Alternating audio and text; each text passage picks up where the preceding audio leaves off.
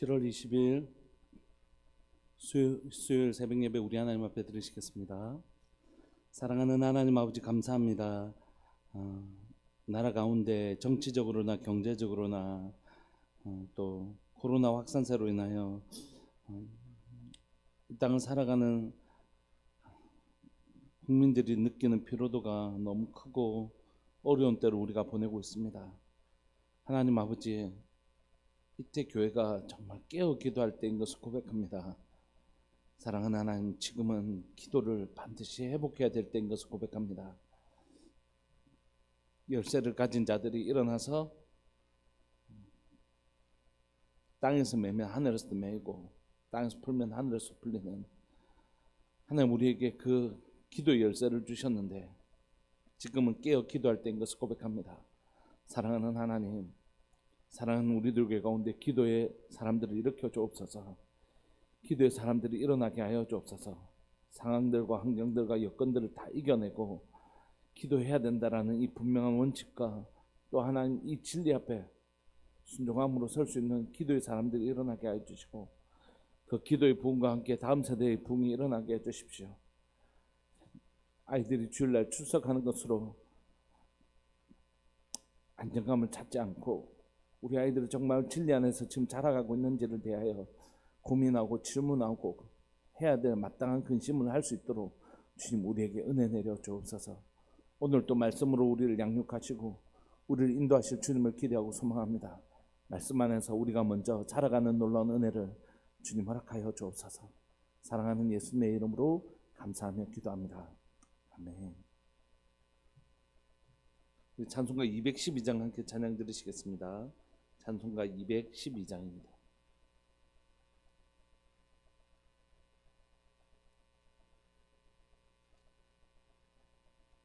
찬송가 212장입니다.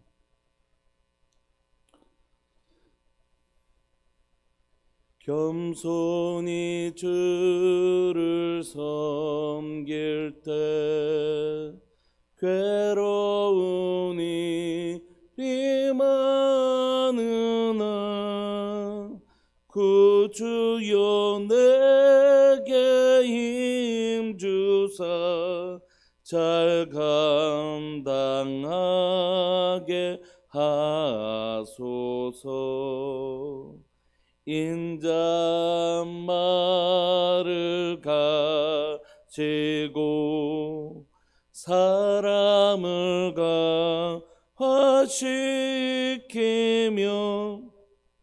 갈 길을 잃은 무리를 잘 인도하게 하소서. 구주의 귀한 인내를 깨달아 하시고 굳건한 믿음 주셔서 늘 승리하게 하소서. 장래의 영광 비추사 소망이 되게 하시며 구주와 함께 살면서 참 평강 얻게 하소서.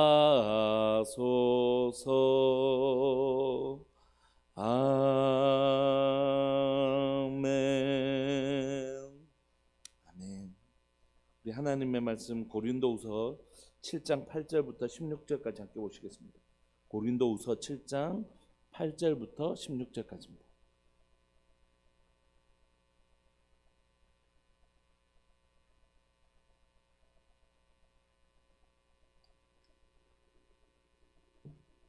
고린도후서 7장 8절부터 16절까지입니다. 우리 한 목소리 읽으실까요? 8절부터 시작. 그러므로 내가 편지로 너희를 근심하게 한 것을 후회하였으나 지금은 후회하지 아니함은 그 편지가 너희로 잠시만 근심하게 한 줄을 알미라. 내가 지금 기뻐함은 너희로 근심하게 한 까닭이 아니요 도리어 너희가 근심함으로 회개함에 이른 까닭이라. 너희가 하나님의 뜻대로 근심하게 된 것은 우리에게서 아무 해도 받지 않게 하려 함이라. 하나님의 뜻대로 하는 근심은 후회할 것이 없는 구원에 이르게 하는 회개를 이루는 것이요 세상 근심은 사망을 이루는 것이니라. 보라, 하나님의 뜻대로 하게 된 이 근심이 너희로 얼마나 간절하게 하며 얼마나 변증하게 하며 얼마나 분하게 하며 얼마나 두렵게 하며 얼마나 사모하게 하며 얼마나 열심 있게 하며 얼마나 벌하게 하였는가. 너희가 그 일에 대하여 일체 너희 자신의 깨끗함을 나타내었느니라. 그런즉 내가 너희에게 쓴 것은 그 불의를 행한 자를 위한 것도 아니요 그 불의를 당한 자를 위한 것도 아니요 오직 우리를 위한 너희의 간절함이 하나님 앞에서 너희에게 나타나게 하려 함이로라. 이로 말미암아 우리가 위로를 받았고 우리가 받은 위로 위에 기도의 기쁨으로 우리가 더욱 많이 기뻐함은 그의 마음이 너희 무리로 말미암아 안심함을 얻었음이라. 내가 그에게 너희를 위하여 자랑한 것이 있더라도 부끄럽지 아니하니 우리가 너희에게 이런 말이 다 참된 것 같이 디도 앞에서 우리가 자랑한 것도 참되게 되었도다. 그가 너희 모든 사람들을 두려움과 떨므로 자기를 영접하여 순종한 것을 생각하고 너희를 향하여 그의 심정이 더욱 깊었으니 내가 범사에 너희를 신뢰하게 된 것을 기뻐하노라. 아멘.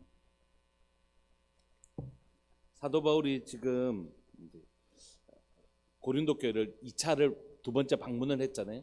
처음에 그 2차 전도 여행 때 교회를 세우고 고린도 교회에 문제가 있다는 것을 알고 직접 방문을 하게 되지 않습니까? 그런데 그때 고린도 성도들에게 배척함을 당하고 네가 진짜 사도긴 사도냐 하면서 결국 쫓겨나다시피 오면서 내가 반드시 너희를 다시 방문해서 이건 교회가 아니다. 이건 교회라고 할 수가 없다. 너희들 진짜 이거나 진리에서 벗어난 이런 삶은 아니다라고 내가 반드시 너에게 다시 와서 너희의 이렇게 한 사람들을 구별해내고 내가 그들을 징계하겠다. 이렇게 하고 돌아가잖아요. 돌아가다가 이제 다시 세 번째 방문을 기획하면서 이것이 고린도 교회에게도 또 자신에게도 하나님께도 아무 유익이 되지 않겠다는 것을 판단하고 이제 가는 대신에 서신을 씁니다. 그게 바로 위로의 편지, 눈물의 편지라고 하는 세 번째 서신을 쓰죠. 그 서신 안에 어떤 내용이 들어있는지는 잘 모르지만 오늘 본문을 비춰보면 그 편지를 쓰고 나서 사도 바울 안에 잠깐의 후회가 있었던 것 같습니다. 오늘 8절에 보면 그러므로 내가 편지로 너희를 근심하게 한 것을 후회하였으나 후회했대요. 그리고 아마 그 세 번째 편지는 근심하는 내용, 너희들 진짜 잘못됐다, 이러다가 너희들 진짜 망한다, 너희들 이건 복음에서 너희들이 확실히 벗어나 있고 너희들이 이렇게 살다가는 진짜 하나님의 복음에서 떨어져 나갈 수도 있다, 이렇게 아마 그 성도들에게 자신의 지금 영적 상태가 얼마나 잘못된 것인지에 대하여 진단하고 그것을 지적하고 있었던 내용인 것 같습니다. 그러니까 그 내용을 듣고 우리 진짜 이렇게 잘못된 거 맞나? 사도 바울이 말한 대로 진짜 우리는 지금 복음에서 벗어나 있고 잘못된 길을 걸어가고 있나? 이렇게 그들이 근심하게 만드는 내용이 눈물의 편지 가운데 있었던 것 같습니다. 그러므로 빨리 돌이켜라, 뭐 이런 내용들. 그 편지를 쓰고 사도 바울이 처음에는 괜히 편지를 썼나 이런 생각을 했던 것 같습니다. 이 근심하게 한 그 편지 내가 괜히 쓴 건 아닌가 이런 후회함이 있었지만 지금은 후회하지 않는다. 왜냐하면 그 편지가 너희로 잠시만 근심하게 한 줄을 알기 때문이다. 이렇게 그 편지를 받고 이 사람들이 잠시만 근심하게 된 것, 그것을 이제 내가 알았기 때문에. 어떻게 알았다고요? 디도가 돌아와서 그 편지가 이 고린도 교회를 어떻게 바꿨는지를 들었기 때문에 이 사람들이 우리는 이제 하나님으로부터 완전히 벗어난 사람이야, 이제 우리는 소망이 없어, 이렇게 쭉 근심한 게 아니라 잠시 잠깐 근심하고 그 근심을 이겨냈다는 것입니다. 어제 이제 아는 목사님 이제 교회를 이제 막 개척하셔서 거기 공사하는 이제 잠시 갔다 왔는데 그 가는 중에 이제 같이 가는 목사님이 이제 교회가 아주 작은 교회를 섬기고 계시는데 그 목사님께서 이제 그런 얘기를 하시는 거예요. 목사님, 저희 교회는 중고등부가 합쳐서 4명 있는데 이제 2명 애가 시험 그 중학생인데 이제 완전히 자기 인생을 포기하듯이 지금 산다는 거예요. 왜냐하면 성적이 맨날 20점, 30점 이렇게 나오니까 공부를 이제 할 의욕이 없고 부모님도 약간 우울증이 계셔서 아이를 돌봐줄 수 없고 가정 상황이 굉장히 어려운 상황이었다. 그래서 목사님이 할 수 없이 그 2아이를 매일 집 교회로 오라 해가지고 매일 같이 이제 자신의 자녀들과 함께 이렇게 이제 공부를 시킨대요. 그러면서 이 아이가 이제 그냥 내가 왜 이러지? 내가 공부 이렇게 하면 이제 정신 차리고 공부해야 되겠다. 이렇게 할 수 있는 수준이 아니고, 나 안 돼. 나는 이제 안 돼. 난 포기야. 내 인생 포기야. 이렇게 되는 것. 이렇게 생각하는 건 근심을 잠깐 근심해서 내가 지금 이 성적도 안 되는데 정신 차리고 공부해야 되겠다. 이거는 잠깐 근심인데 내 인생에 소망이 없어. 난 텄어. 이렇게 생각하는 건 잠깐 근심이 아니라 그냥 자기 인생을 포기하게 되는 것이죠. 오늘 사도 바울이 이 편지를 쓰면서 근심하게 된 건 고린도 교회 성도들이 자신의 모습을 정직하게 살펴보고 그렇게 해서 돌이키기를 원해서 이 편지를 썼는데, 혹시 이 편지를 쓰고 자신에게 우리는 진짜 소망 없는 인생이야. 우리는 완전히 텄어. 우리는 이제 소망이 없어. 이렇게 생각하지 않기를 원했는데 다행히 그렇지 않게 되었다는 것이죠. 9절, 내가 지금 기뻐함은 너희로 근심하게 한 까닭이 아니다. 내가 지금 막 이렇게 기뻐하는 것은 잘못을 내가 너희들한테 너희들 지금 이렇게 살면 안 돼. 너희들 나를 배척했지. 근데 너희들 진짜 이건 진짜 잘못된 거야. 복음을 배척하고 복음대로 살지 않고 너희들 우상 숭배하고 음식의 문제나 이런 여러 가지 성적인 문제나 너희들 가운데 분쟁의 문제나 이런 건 진짜 교회에서 있으면 안 돼. 이런 얘기를 통하여 나는 옳고 너희는 결국 그런 것이 밝혀진 것, 이것이 내 기쁨이 아니라는 것이에요. 추워도 내가 옳고 결국 내가 옳은 거 맞지? 이걸 위해서 내가 쓴 게 아니고 그게 내 기쁨이 아니라는 것이에요. 내가 지금 기뻐하는 것은 너희로 근심하게 한 것, 결국 내가 옳고 너희가 그러다는 것이 밝혀져서 내가 기뻐한 것이 진짜 아니고, 도리어 너희가 근심한 그것 때문에 진짜 우리가 이런 모습이 진짜 이거 하나님으로부터 벗어난 모습 맞나? 진짜 이렇게 된 거야? 하는 그 근심이 어디로 이어졌기 때문에 정말 기뻐하냐 하면 회개로 이어졌기 때문이다, 이렇게 얘기해요. 여러분, 요 순간이 생명으로 나아가느냐 사망으로 나아가느냐의 그 기점이잖아요. 우리가 우리의 연약함들을 지적받았을 때 여기서 생명으로 가는 길이 있고, 우리의 잘못이 드러났을 때 사망으로 가는 길이 있잖아요. 우리는 다 죄인이지 않습니까? 우리가 복음 전할 때 그 사람들에게 우리가 뭐인 것을 나타내죠. 죄인인 것을 드러내잖아요. 우리는 다 죄인입니다. 우리는 진짜 죄인이지 않습니까?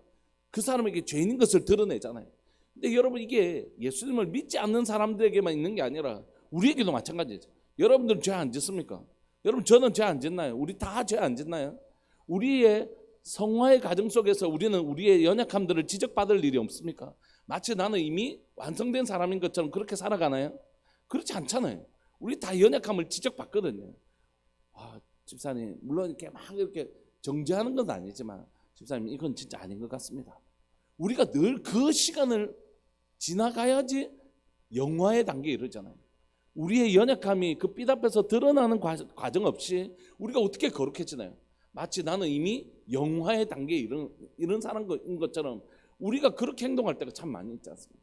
우리는 늘 연약한 죄인이거든요. 우리는 늘 연약함을 그 빛 앞에서 조명받고 하나님께서 드러내시잖아요. 그때 생명의 길로 가느냐 사망의 길로 가느냐가 갈리는 것이죠. 뭡니까? 그 빛 앞에서 하나님, 나 이런 자입니다. 주님, 저희 죄를 용서해 주시고 하나님이 저희 죄를 용서하실 뿐만이 아니라 그 죄와 싸울 수 있는 힘을 주님 저에게 허락해 주십시오. 성령님, 나를 지도하시고 나를 붙들어 주십시오. 이게 생명의 길이고, 이만큼 또 죄 안 짓는 사람들가 있나? 나는 이 사람들 중에서 그래도 내만큼만 살아라 해라. 그리고 그게 꼭 그런 말이가 하면서 자기의 죄를 변호하기 시작하고 자기의 죄를 덮기 시작하면, 아담이 범했던 그 실수를 반복하기 시작하면 그냥 진짜 진리로 다시 돌아오는 길을 잃어버리게 되는 것이죠. 그러므로 여러분, 여기가 바로 생명과 사망의 길에 분기점이 있는 것입니다. 그런데 사도 바울이 염려했던 건 뭡니까? 이 백성들의 죄를, 고린도 교회 성도들의 연약함을 드러날 때 니는 우리가 니보다 낫다 막 이런 식으로 그 죄에 대하여 저항하고 죄에 대하여 오히려 그들의 죄를 변호하거나 저항하고 이렇게 될까 봐 막 근심했는데 너무 감사한 건 뭐냐면 그가 회개에 이르게 되었다는 것이. 그걸 보면서 괜히 편지를 써서 오히려 그들의 마음만 더 강팍하게 만드는 건 아닐까? 오히려 이 근심하게 하는 이 편지를 통하여 오히려 그들의 마음만 더 강팍하게 만들고 더 막 그렇게 되는 건 아닐까? 이렇게 걱정했던 사도 바울이 디도가 돌아와서 그들이 이 편지를 읽고 근심하였으나 회개하는 자리로 돌아갔다는 얘기를 듣고 너무너무 기뻤던 것이. 너희가 하나님의 뜻대로 근심하게 된 것은 우리에게서 아무 해도 받지 않게 하려 함이라. 그러므로 하나님의 뜻대로 근심하게 되었다는 건 너희들에게 아무 손해가 없다는 것이. 그건 회개의 자리로 옮겨갔다는 건 우리가 연약하면서 하나님의 회복의 자리로 넘어간 것이기 때문에 하나님의 뜻대로 하는 근심은 후회할 것이 없는 구원에 이르게 하는 회개를 이루는 것이에요. 하나님의 뜻대로 하는 근심은 뭐라고요? 후회할 것이 없는 구원에 이르는 회개. 구원은 뭐로 이룬다고요? 회개를 통해 이루어진다고요. 회개를 통해야만 구원에 이루어지는 것이에요. 그래서 우리가 예수를 믿지 않는 사람들에게 회개하라고 하는 것이 우리가 죄인인 것을 인정하게 하고 그 죄로부터 우리 예수 그리스도의 보혈로 돌이키자, 이렇게 우리가 하는 것입니다. 마찬가지로 성도들을 섬길 때도 성도들이 잘못된 길로 계속 갈 때 그것을 계속 지가 알아들을 때 되면 알아듣겠지, 이렇게 방관하는 건 하나님의 사람으로서의 태도는 아니라는 것이죠. 그 사람이 계속 잘못된 길을 걸어갈 때 하나님 앞에 기도하면서 준비해서 우리가 전도하는 것처럼 그 영혼이 돌이키도록 그 영혼에게 쓴소리도 하고 또 그 영혼에게 그 쓴소리를 할 때도 물론 가장 지혜로운 방법대로 쓴소리를 해야 되겠죠. 정말 그 영혼을 위하여 눈물로 기도하면서 그 영혼이 돌이키도록 애쓰지 않고 괜히 괜한 소리 했다가 저 사람 내한테 내가 쓴소리하면 저 사람들 내한테 좋은 소리 하겠나, 괜히 관계 깨뜨릴 필요 뭐가 있나, 괜히 관계 힘들어지는데 그냥 좋은 게 좋은 거 아닌가, 이런 태도는 그냥 함께 망하는 길이라는 것이.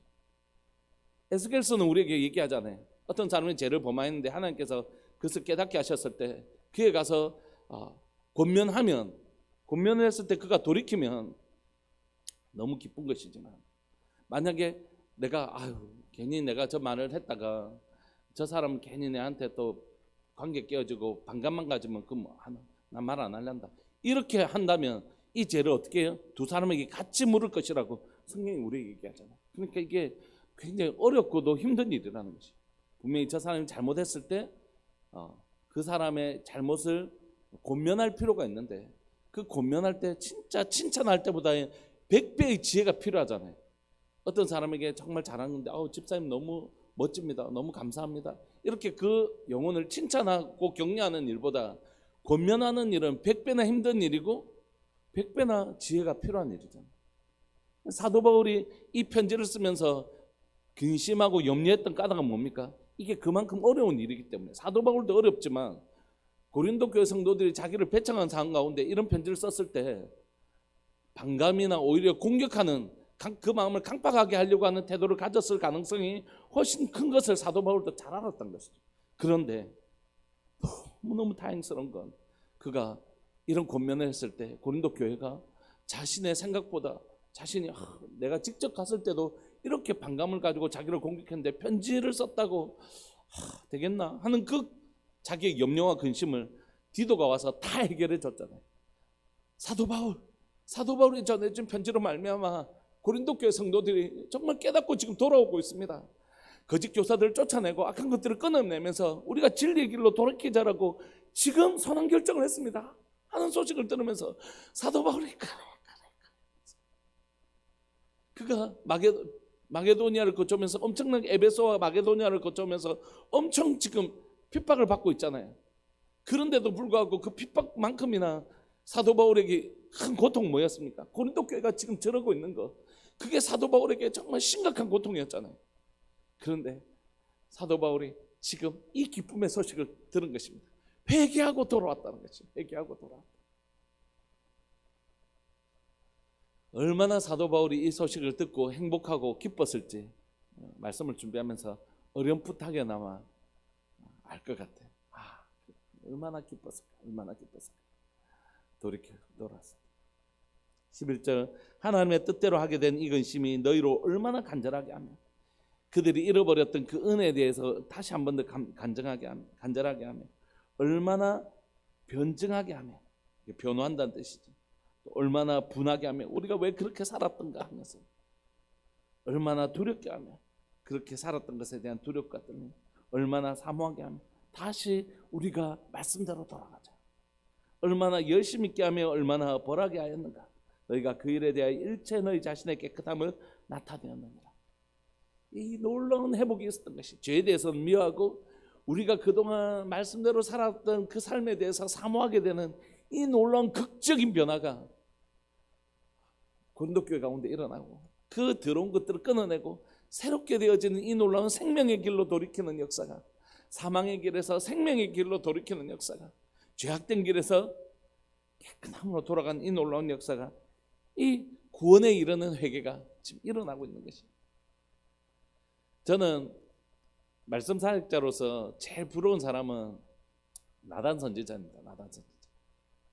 나단 선지자가 지금 이 메시지를 전하기, 설교를 하기 위해서 다윗을 찾아가지 않습니까? 지금 다윗의 은밀한 죄, 다윗이 은밀하게 그 죄를 지었다고 생각하잖아요. 지금 아무도 모르게. 그런데 그 은밀한 죄를 누가 알고 있죠? 하나님이 알고 계시고 나단 선지자에게 가르쳐 주시지 않습니까? 그걸 드러냈을 때 보통 사람들은 어떻게 하겠습니까? 왕이 그 권력으로 그걸 덮으려고 하겠죠. 그러니까 나단 선지자도 하나 죽였는데 뭐 두 번째 선지자도 너 뭐 하는 소리야? 어디서 그런 말도 안 되는 소리야? 왕을 감히 음해? 이렇게 해서 처단해 버릴 수도 있잖아요. 그러니까 지금 왕에게 나가는 나단 선지자는 생명을 각오하고 그 메시지를 전하고 있는 것입니다.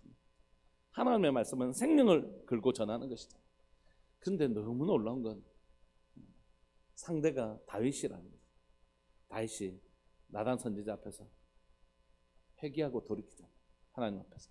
하나님, 내가 죄인입니다. 아이고, 안 죽고 살았다. 이게 중요한 게 아니라 그 놀라운 다윗을 변화시키는 도구로 나단 선지자가 사용되어졌죠. 저 사람이 사망의 길로 가는 사람을 돌이켜서 생명으로 돌이켰는데 그게 다윗이잖아요. 그 놀라운 역사의 주인공으로 나단 선지자가 사용되어졌다는 것 아닙니까? 얼마나 놀랍고 행복한 일이겠어요. 하나님의 메시지를 전한 사람, 간절히 사모하는 것은 꼭 하나님의 말씀을 목회자만 전하는 건 아니라고 생각해요. 우리가 일상 속에서 자신이 받았던 메시지를, 또 목회자가 뭐 성도들을 상담하는 카운셀링이라는 방식이 아니라도 우리 뭐 성도들하고 같이 대화하고 식사하면서 서로 뭐 집사님, 권사님, 저 사실 요즘 이런 어려움이 있어요, 이렇게 상담하잖아요. 그 상담할 때 내가 내 삶에 경험했던 하나님의 은혜도 나누지만 또 내게 깨닫게 해주신 하나님의 말씀도 나눌 때가 있잖아요. 그게 다 메시지를 전하는 것이니까 꼭 강단에서만 하나님의 말씀이 전해지는 건 아니잖아요. 우리 일상 속에서 말씀드려요. 근데 그분이 그 얘기를 듣고 깨닫고 돌이킨다. 너무너무 기쁜 일이죠. 너무너무 복된 일이죠. 그 기쁨이 지금 사도 바울에게 있는 것입니다. 근데 그 메시지를 전하는 동안은 사도 바울이 뭐 했다고요? 너무너무 과연 이게 옳은 것일까? 괜히 너무 강팍하게 오히려 만드는 것이 아닐까? 이런 걱정하면서 이 편지를 썼다는 것이. 그럼에도 불구하고 잘 썼다. 너무너무 잘 썼다. 이렇게 얘기하고 있는 것이죠. 12절, 그런즉 내가 너에게 쓴 것은 그 불의를 행한 자를 위한 것도 아니요, 그 거짓 교사들을 위해서 이 편지를 쓴 것도 아니고, 그 불의를 당한 자 자신을 변호하기 위해서 이 편지를 쓴 것도 아니다. 오직 우리를 위한 너희의 간절함이 하나님 앞에서 너희에게 나타나게 하려 함이라. 지금은 원래 숨겨져 있었잖아요. 사도 바울을 이 성도들을 향한, 이 성도들이, 고린도 성도들이 사도 바울에 대한 간절함이라는 게 지금 고린도 전서를 읽어보면 안 나타나잖아요. 근데 결국 이 편지를 쓰고 나서 우리가 다시 사도 바울에게 전한 복음으로 돌아가고 싶습니다. 우리가 그때 받았던 첫 번째 은혜로 돌아가고 싶습니다라는 간절함이 드러났잖아요. 그것 위해서 우리가 쓴 것이지, 악한 자들 끊어내고 또 우리가 옳았다는 것 드러내고 뭐 이런 게 아니고, 오직 이 편지를 쓴 이유는 너희들 때문이다. 너희들이 다시 원래의 자리로 회복하게 되는 것, 돌이키는 것, 오직 그것만을 위해서 내가 썼다.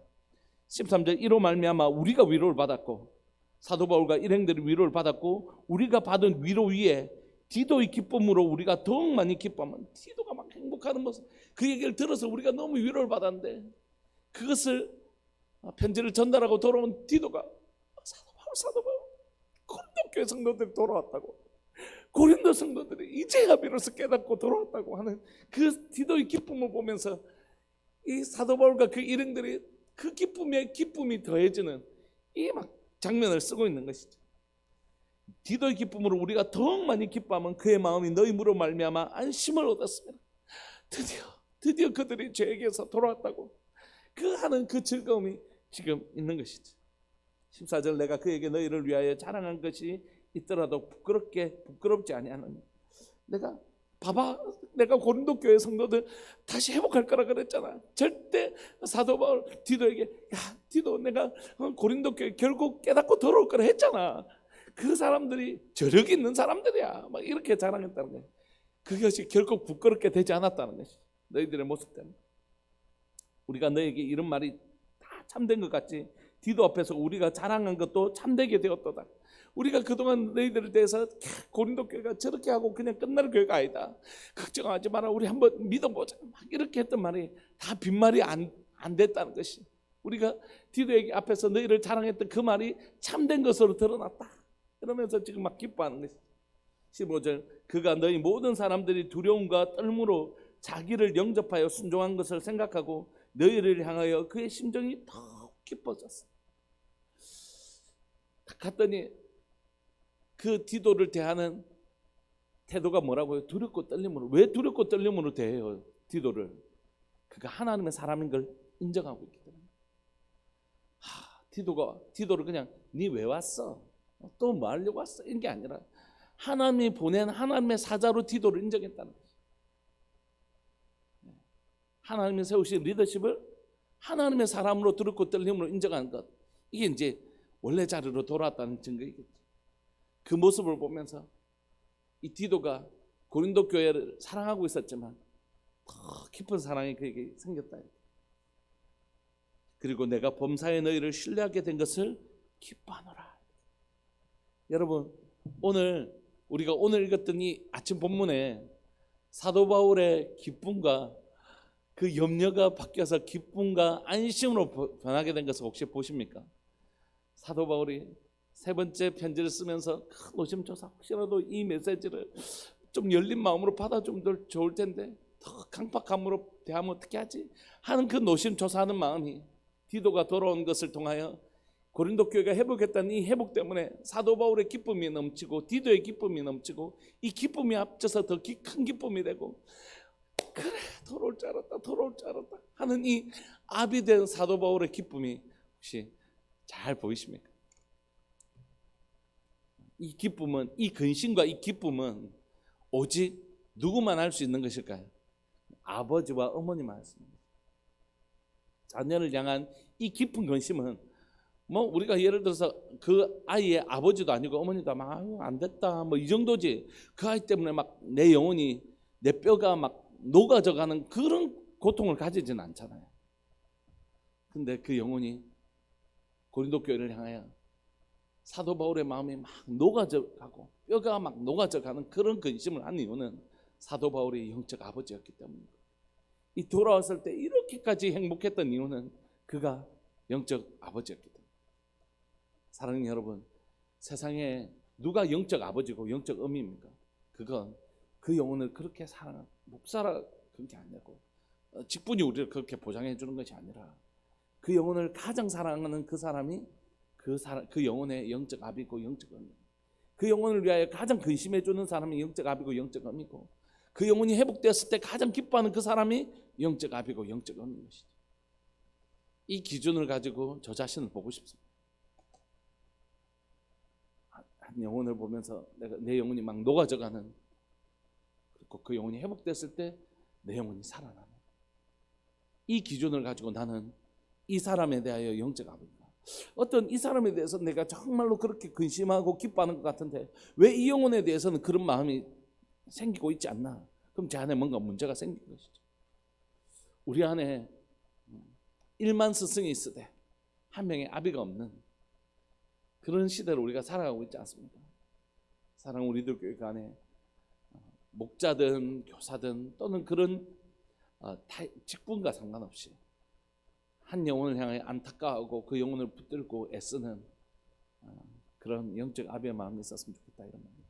지난주에 우리가 송 집사님하고 이제 박혜준 집사님, 송 집사님 이렇게 연결하셔서 우리가 조성재 집사님 만났는데 참 기쁘더라고요. 커피숍에서 만나서 이제 코로나 때문에 코로나 2번이나 걸리셔서 조심하고 계신데 교회 곧 나가겠다고 이렇게 얘기하시는 거 보면서 우리 안에 참 너무 기쁨과 즐거움이 있는데, 우리가 한 영혼을 향하여 그렇게 막 애달파하고 또 그 영혼이 막 그렇게 돌아왔을 때 같이 기뻐할 수 있는 그 근심과 기쁨은 오직 그 영혼을 사랑하는 아비된 자에게 주시는 하나님의 놀라운 선물, 그게 바로 근심과 기쁨이 아닌가, 이런 생각을 이 아침에 합니다.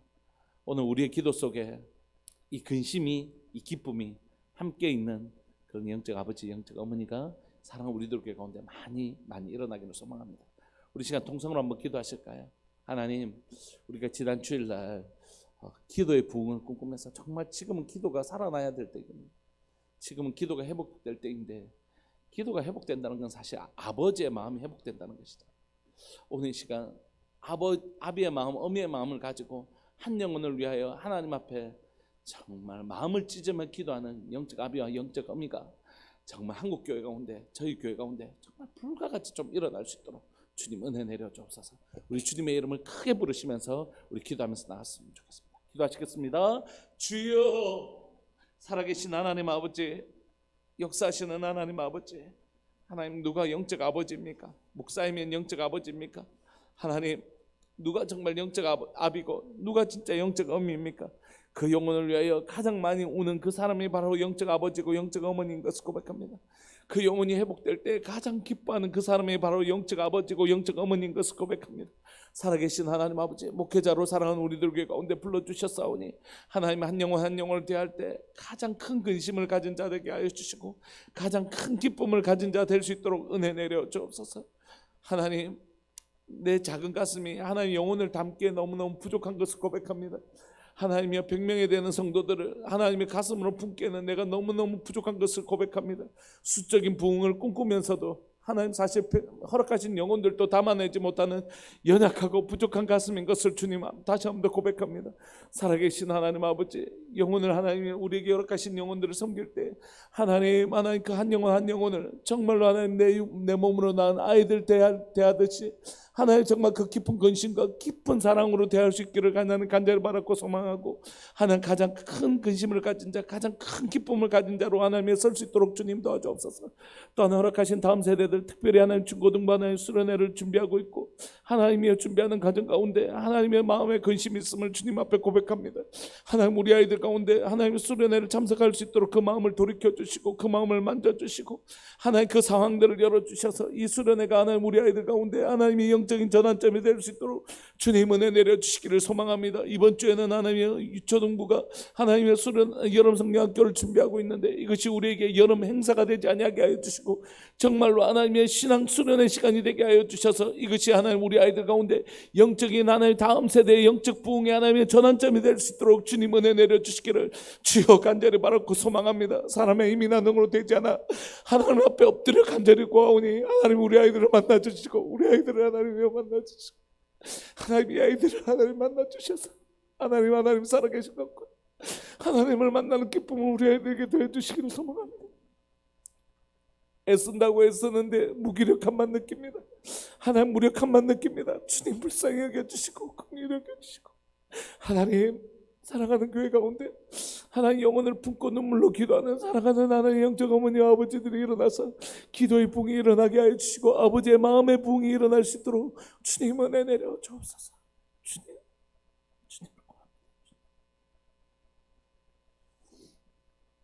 송상현 한옥분 집사님 1,000번째 귀한 예물 드리셨습니다. 고마우신 하나님 아버지 감사합니다. 이 시대가 정말로 목말라 하는 것이 무엇인가? 하나님께서 이 시대 가운데 회복하기를 원하시는 게 진짜 무엇인가? 다시 한 번 더 하나님 앞에 엎드립니다. 주님, 지금은 하나님의 영광이 회복될 때이고 예배가 회복될 때이고 하나님 정말 기도가 회복될 때인 것을 고백합니다. 아버지의 마음을 배워서 아버지의 마음을 얻어서 한 영혼 한 영혼 그리고 허락하신 교회 공동체를 위하여 정말 마음을 찢어서 기도할 영적 어미와 아비가 필요한 시대이고 그들이 회복되는 것을 하나님의 자기 영혼이 돌아온 것 같이 하나님 기뻐할 하나님 그런 영적 아비와 어미가 필요한 시대인 것을 고백합니다.